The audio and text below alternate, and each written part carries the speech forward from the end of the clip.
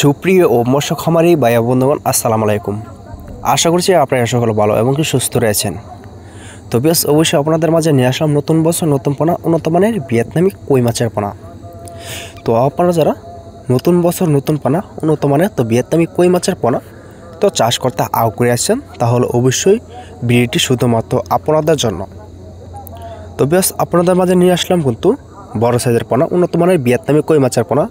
তো এটার সাইজ কিন্তু রয়েছে 2 থেকে 2.5 ইঞ্চি প্লাস। তো বর্তমানে কিন্তু আমাদের এখান থেকে অ্যাভেলেবল পোনা সংগ্রহ করতে পারেন।